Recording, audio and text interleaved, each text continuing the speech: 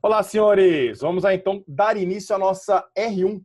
Nós vamos começar aí com a nossa revisão e nesse PDF que você está recebendo aí diretamente em casa, via WhatsApp, você vai ter todas as aulinhas dos exercícios aí, da gente recapitulando o assunto referente ao setor 122, tá? E para isso nós vamos começar a relembrar um pouquinho da eletrodinâmica, né? A primeira parte de eletrodinâmica. Então, olha só que bacana.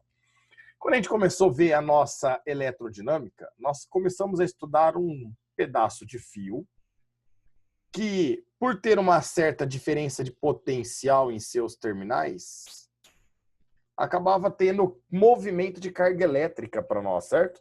E esse movimento de carga elétrica, a corrente elétrica que a gente fala, né, os elétrons se movimentando todos numa mesma direção, no mesmo sentido, determinava para nós o que nós chamamos aí de corrente elétrica. Belezinha?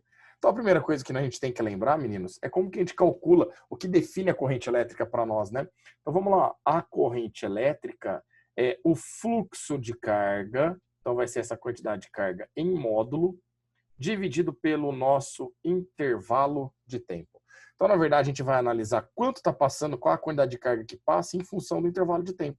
Como se fosse sentar na frente da sua casa e contar o fluxo de carros que tem passando por ali, certo?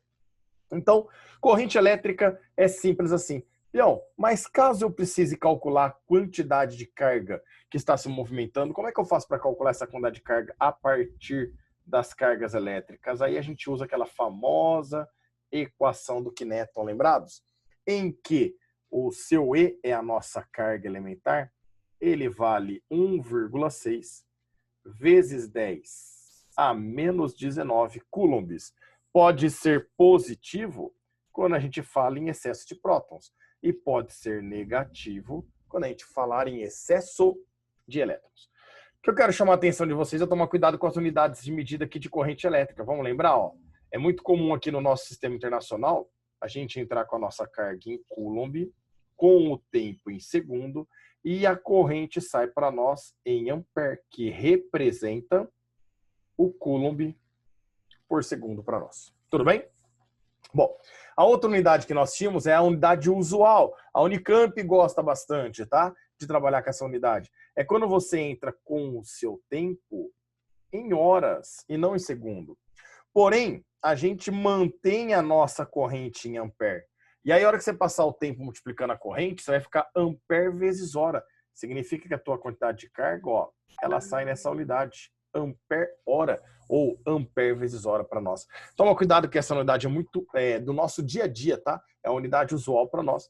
E com isso, a gente pode ter exercício que cobra através das unidades usuais. Bom, vamos lá. A corrente passando pelo nosso resistor, senhores, pelo nosso fio, obviamente que esse fio ele pode apresentar uma certa resistência para nós, né? Uma certa dificuldade. Então aqui a gente representa essa dificuldade através da resistência elétrica que esse resistor apresenta. E a gente pode calcular a resistência desse fio de duas maneirinhas, tá? A primeira é fazendo um teste. Qual é o teste? A gente vem aqui, ó, e aplica nos terminais desse resistor, desse condutor, uma diferença de potencial que eu vou chamar de U.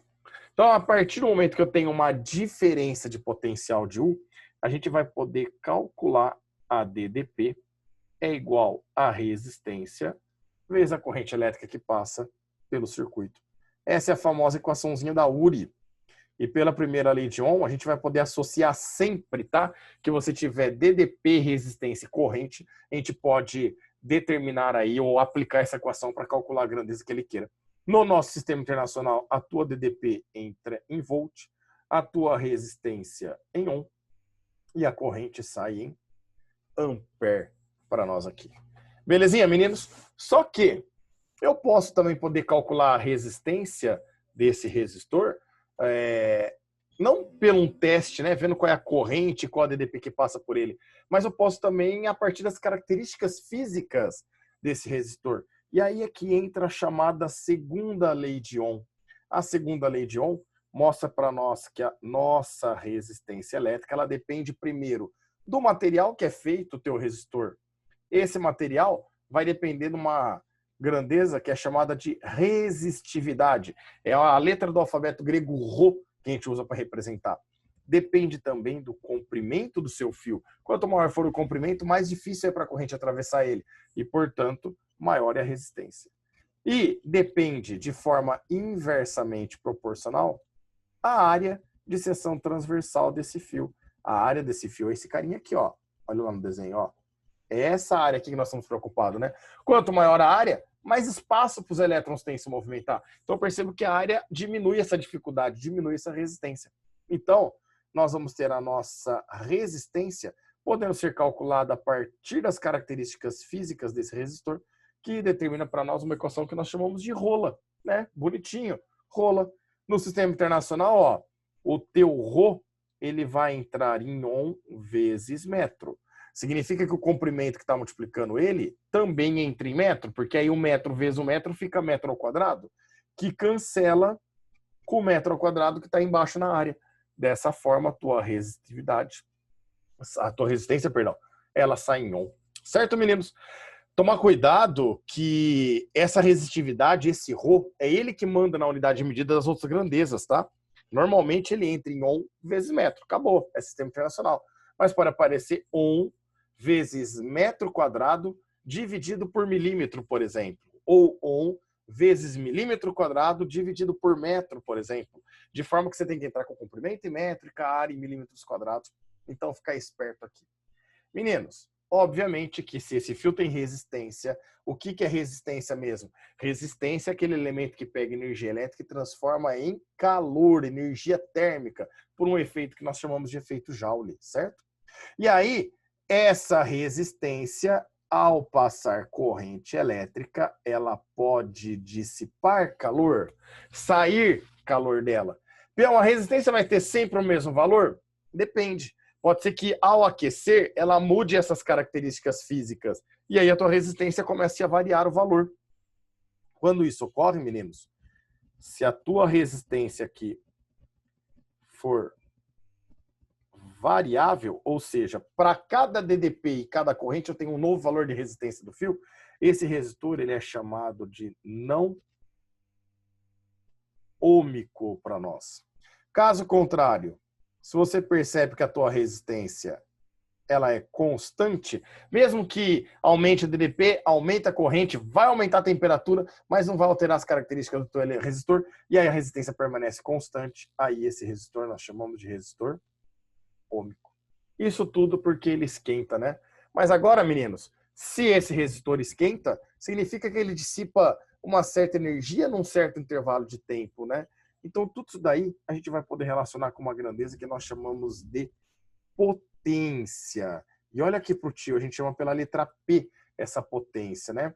Essa potência, senhores, nós vamos aprender a calcular ela pela fórmula universal. O jeito universal de calcular a potência. Não importa qual a potência que você esteja falando, com qual energia você esteja lidando. Potência é para nós sempre energia em função do intervalo de tempo. Obviamente que essa energia, senhores, ela pode ser qualquer energia aí, pode ser trabalho, pode ser energia cinética, pode ser energia potencial elétrica, qualquer energia. E lembrar que a tua energia tem que entrar em módulo, justamente porque a gente nunca vai calcular uma potência negativa, tá? Mas essa formulinha é a formulinha universal para se trabalhar com potência. Em qualquer lugar que falar de potência, se você quiser e for possível, você vai poder calcular a potência através da equação do PET, certo? No Sistema Internacional de Unidades a gente vai poder falar que a energia tem que entrar em joules e o tempo em segundos, de forma que a nossa potência sai em watts, que representa o joule por segundo. Mas aqui nós podemos ter o consumo de energia de uma residência, sendo usado pela conta de luz que vem da CPFL. E dessa forma, meninos, nós vamos ter que lembrar que a energia ela sai para nós em quilowatt-hora. O que significa isso? Que eu vou pegar a potência e colocar ela em quilowatt, não em watt. E o tempo em horas. E aí nós vamos passar a ter uma unidade de medida que a gente usa no nosso dia a dia, né? Na conta de luz. Lembre-se que toda unidade usual, senhores, se ela é usual, é porque ela é mais prática, porque ela trabalha com valores menores. Então é vantajoso trabalhar com elas. Não, mas eu não lembro dessa fórmula de potência. Na verdade, eu lembro dela, mas eu lembro de outras fórmulas de potência elétrica. Sim, a gente faz uma relação, né? Essa energia aí é como se fosse DDP vezes quantidade de carga. E a hora que você põe lá no lugar do E, DDP vezes quantidade de carga, a quantidade de carga em cima dividido pelo tempo que está embaixo é corrente elétrica. Então, a gente chega numa primeira equação de potência elétrica, que é o π. A potência é a corrente vezes a DDP. Eu gostaria de lembrar que se a gente pegar a URI e substituir no π, a gente consegue chegar em outras duas equações de potência. Por exemplo, potência é U² sobre R, a DDP nos terminais do teu resistor, dividido pela resistência dele. Ou a gente pode falar que a potência é igual o R vezes o I², ou o I² vezes o R. É a famosa equação do PRI ou do PIR. Depende de como você colocar lá corrente antes da resistência ou resistência antes da corrente. Fechou, meninos? Alguns cuidados que, se você quiser guardar, acaba podendo te ajudar são lembrar que aqui não vai sair nada, né? Lembrar que 1 ampere-hora equivale a 3.600 coulombs. Lembrar que 1 kWh equivale a 3,6 vezes 10 a sexta joules. Certo ou não? Então, ó, nós temos a carga elementar, que eu já coloquei o valor para vocês, 1,610 a menos 19. Tem uma relação, se você quiser usar uma regra de 3, 1 ampere-hora equivale a 3.600 coulombs, 2 ampere-hora chama de X, ou também para energia, passar de quilowatt-hora para joules, que é o sistema internacional, certo?